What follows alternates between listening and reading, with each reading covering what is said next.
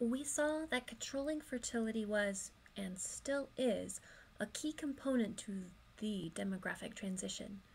As economic systems westernize and become more monetarily wealthy, people choose to delay their childbearing and to reduce their overall fertility rate.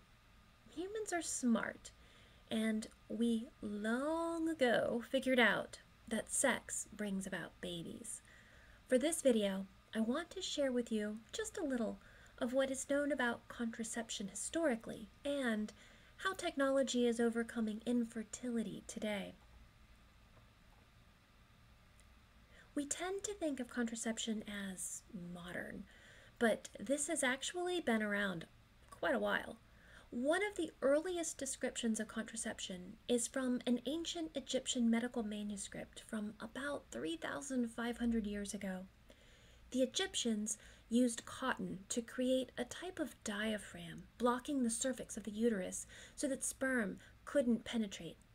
The cotton was covered in a paste of dates, honey, and tree bark, and it was inserted vaginally. The tree bark of the acacia and the cotton, they fermented together into lactic acid, which has spermicidal properties. And combined with the physical barrier of the honey, cotton, and dates, this appears to have been an effective barrier to insemination. Other barriers are known.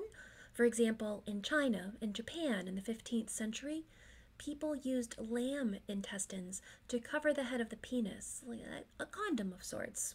And we still use this technology today, of course. Oh, and in Japan, some of the condoms were made of tortoise shell or animal horn. I am not so sure about the pleasantness of those. Another early example of contraception comes from Greek and Roman times. Numerous writers, including Pliny the Elder, documented the wonders of the plant Silphium. Silphium was an herb that brought a wonderful flavor to food, and when fed to sheep, made them delectable, apparently, and it had medicinal properties.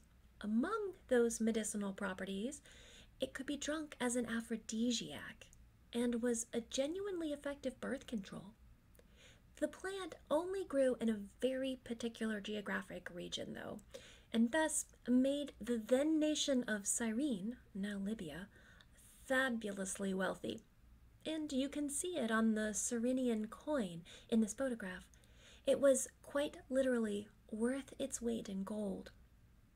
But the wonders of Silphium and its inability to be domesticated led to its ultimate demise. It was quickly harvested to extinction.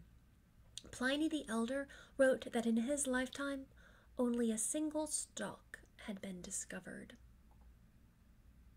Other plants are known for their contraceptive value. For example, Queen Anne's lace, a type of wild carrot.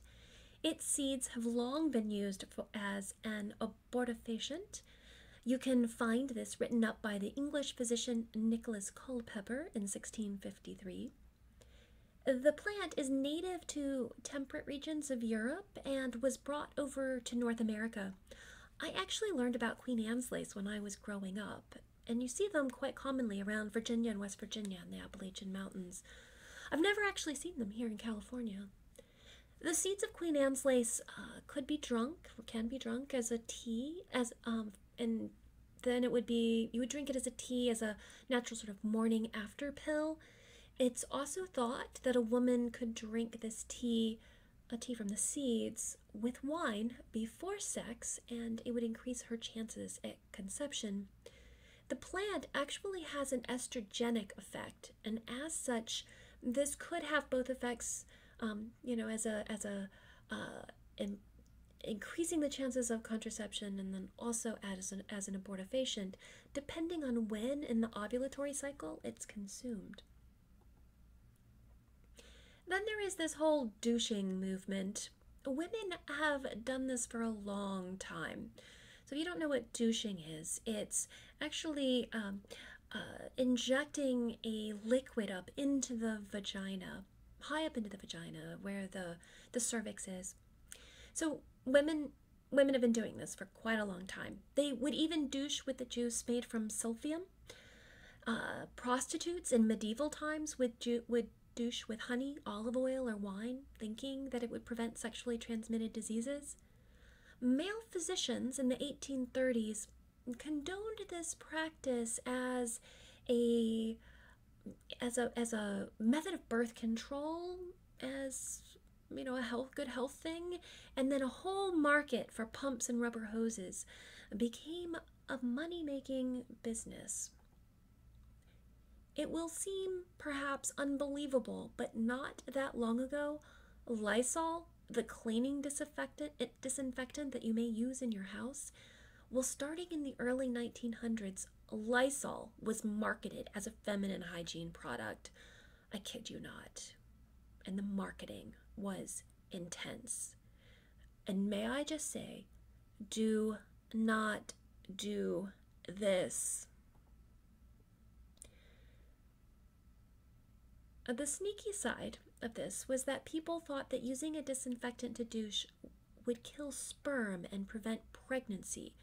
Lysol even carried jelly, spray, and foam versions to make it easier for women to douche with. So you can see in this advertisement here, she was a perfect wife, except for one neglect. She was careless or ignorant about feminine hygiene, and her husband would gladly have traded most of her virtues to correct this one fault. So women were doing this. A 1933 study of 507 women who used Lysol douches as their contraceptive found that half of them got pregnant. Okay, so it does not work. Another study in the very early part of the 1900s found evidence of 193 poisonings and 5 reported deaths. Women routinely complained of vaginal burning and blisters, as you might imagine, but lawsuits were overturned and reports covered up. In the 1940s, douching was the most common form of birth control. But just to be very clear, it does not work as a method of birth control. Douching is not an effective method of birth control. In 1952, Lysol actually changed its formula, so it was much less toxic because women were still using it and it was still being allowed to be marketed as such. This makes me so sad. We can't forget the role that CocaCola played in the whole douching thing. People thought the carbonic acid in Coca-Cola killed sperm, and it became a popular after-sex douche. The bottle actually is an appropriate shape so that it could be used as a shake-and-shoot applicator. Just to be clear, research has debunked this. Do not do this. Once birth control pills were developed, Lysol and other companies turned to the idea of complete feminine hygiene as a way to keep selling their product. And when I was growing up, women were bombarded with ads like this one. Amy doesn't need to douche, but she knows I love apricots. Oh my. And now today, there is the actress Gwyneth Paltrow telling women that they should douche and use stones in their vaginas. Do not do these things. Millions of years of evolution are behind the vagina of today. Trust evolution. The vagina today is a wonderfully balanced microenvironment. Leave it alone. Well, don't leave it alone entirely. You know what I mean. Okay, let's shift gears and turn now to efforts to get pregnant.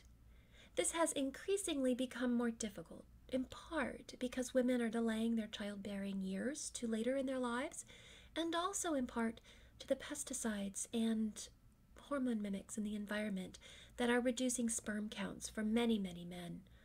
Fortunately, human innovation is figuring out some ways to work around these hurdles. There are 2 major innovations going on that I want to talk about briefly before we end this video. The first is donor gametes. Between 1999 and 2003, there was a 17% jump in the number of babies born to unmarried women who were between the ages of 30 and 44 in America. And this is according to the National Center for Human Statistics. And simultaneously, the number of babies born to unmarried women between 15 and 24, so young women, that actually decreased by nearly 6%. Quite a transition, huh? The California Cryobank, the largest sperm bank in the country, owed 1/3 of its business to single women in the year 2005, shipping them 9,600 vials of sperm. Each vial good for one insemination.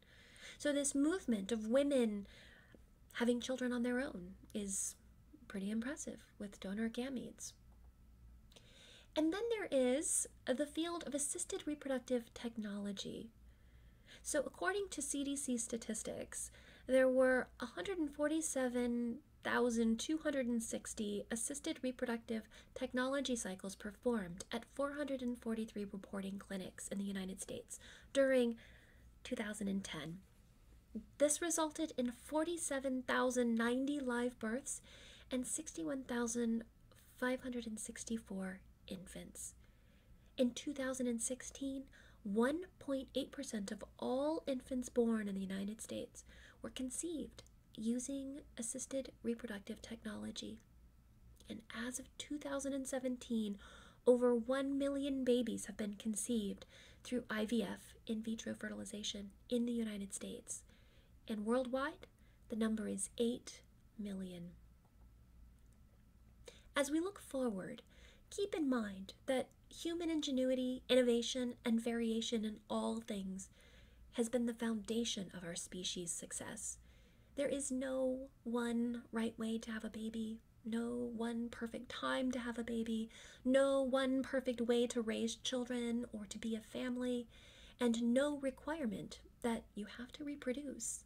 Humanity has thrived precisely because we live successfully in so many different ways.